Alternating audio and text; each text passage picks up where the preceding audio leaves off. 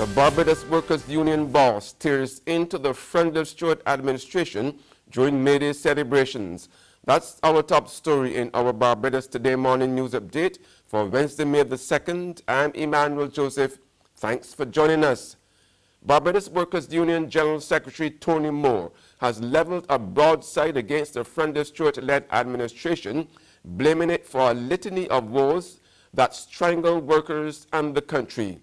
Addressing yesterday's May Day celebrations at the Browns Beach St. Michael, an animated Moore recited such issues as unemployment, high taxation, and the creation of jobs for Democratic Labour Party members. The challenges confronting workers include over-taxation, a deteriorating road and bus transport system, rising costs of health care, deplorable state of sewage on the South Coast that is threatening our tourism, the undervaluing and underselling of state-owned properties to the lowest bidder under very suspicious circumstances, wage freezes, lack of access to quality tertiary education, no income tax refunds, and the list goes on.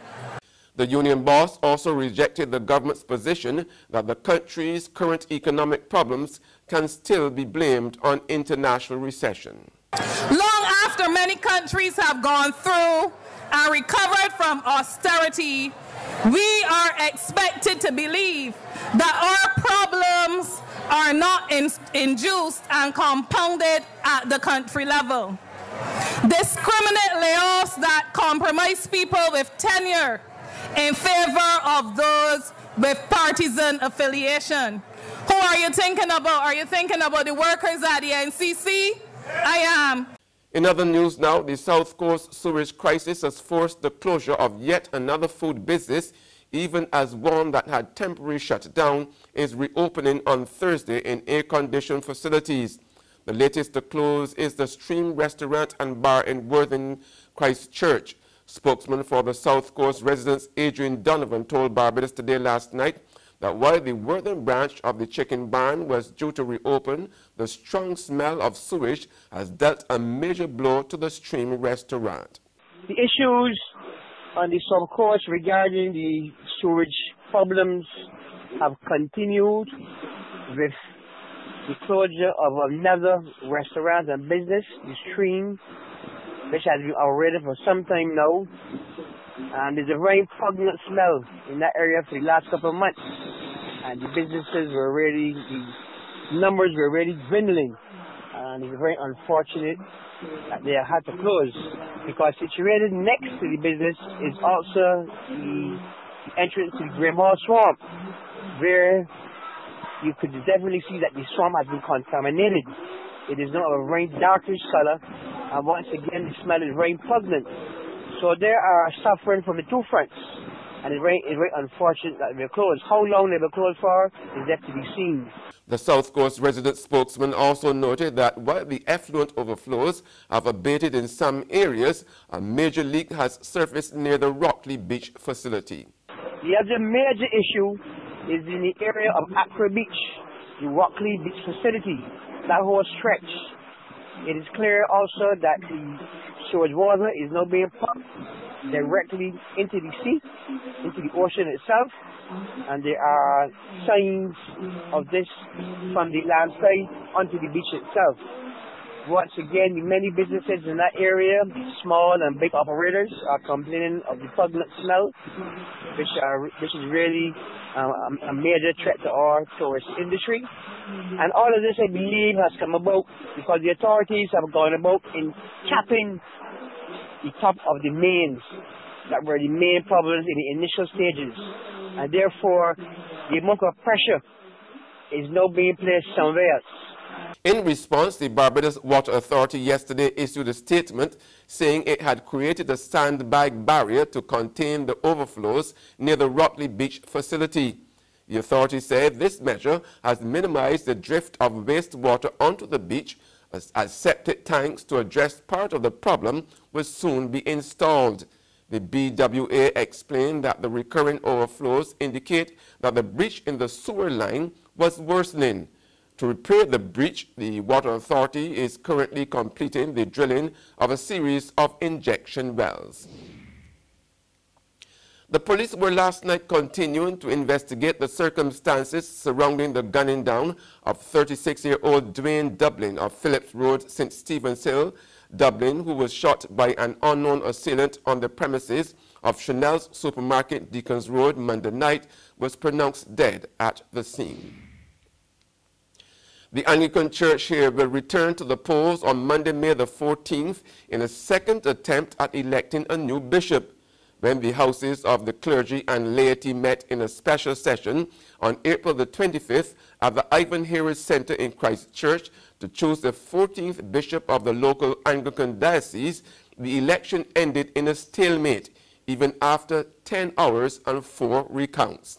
Up to that time, only 2 candidates were in the race, after the election started with 4. The 2 are Dean of the St. Michael's Cathedral, Canon Jeffrey Gibson, and priest in charge of St. George's Parish Church, Reverend John Rogers. Diocesan Administrator Canon Wayne Isaacs told Barbados Today last night whether or not additional nominees were on the ballot would only be known on the day itself. The process will take its way, you have to allow the process to take its course, Cannot bear any petitions or any of that nature, So we just meet on the 19th. The 14th of May, about 9 at Christchurch Parish Church. There's regional and international news after this short break. One night, one winner, only one team can deliver. Balance, comprehensive, unrivaled coverage. Barbados Today, Capital Media HD 99.3, and 6 Gear Studios. Don't miss election night on www.facebook.com/Barbados Today, on www.barbadostoday.bb, live on www.capitalmediahd.com, and on www.facebook.com/CapitalMediaHD.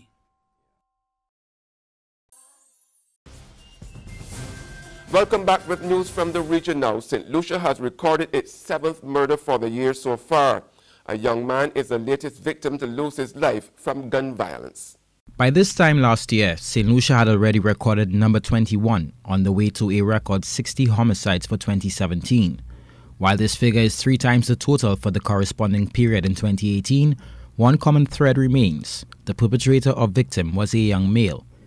As Police Press Officer Corporal Ann Joseph reports, the RSLPF is currently investigating the circumstances surrounding the death of 30-year-old Dwayne William, aka Sozo, of Boaden, Jackmill.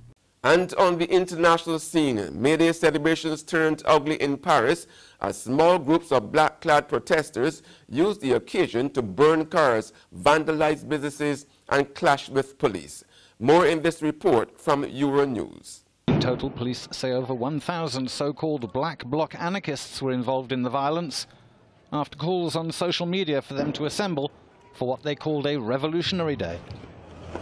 The protesters were on the sidelines of trade union and other marches, whose organisers condemned their actions.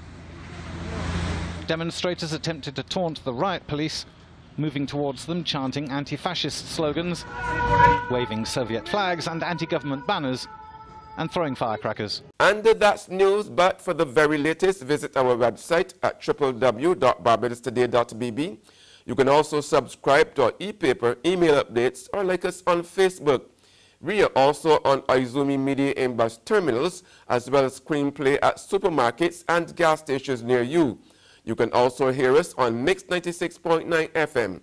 And now you can sign up for the BT's WhatsApp news alerts. Visit our website at www.barbadostoday.bb for instructions. I'm Emmanuel Joseph. Have a fantastic day.